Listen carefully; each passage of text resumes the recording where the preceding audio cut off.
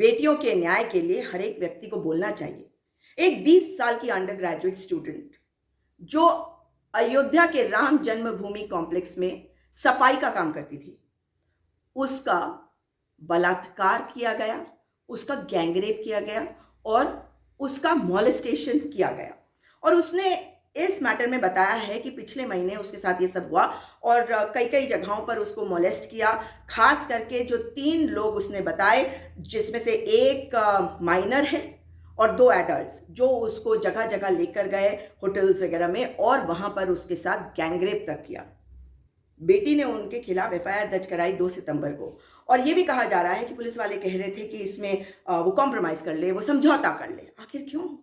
बेटियों की इज्जत की कोई वैल्यू नहीं है। सोचा गया होगा कि बात दब जाएगी। 6 जनों को अरेस्ट कर लिया गया है, जिसमें से जैसा मैं आपको बता चुकी हूँ 2 माइनर बताए जा रहे हैं और इन 2 जनों को जो जुवेनाइल होम है वहाँ भेज दिया गया है, जहाँ माइनर्स को रखा जाता है।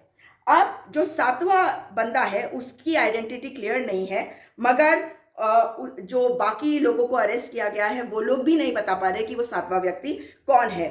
और इस वक्त इसमें से ध्यान से सुनिएगा, बेटी दलित है और उसके अपराधियों में से जो 6 अरेस्ट हुए हैं उनमें से 4 दलित हैं। 4 दलित, इसका मतलब ये हुआ ना कि आप अपराधी को अपराधी के तौर पर देखें तो बेहतर हो।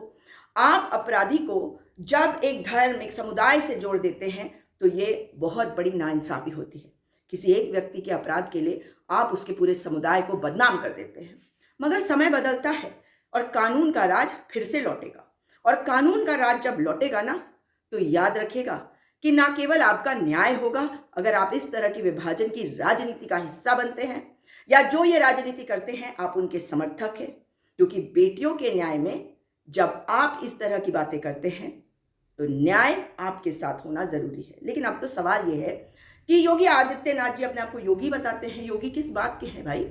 आप बंगाल में क्या हो रहा है बड़ा सवाल उठाते हैं। आप जहां राज कर रहे हैं, आप सत्ता नहीं संभाल रहे।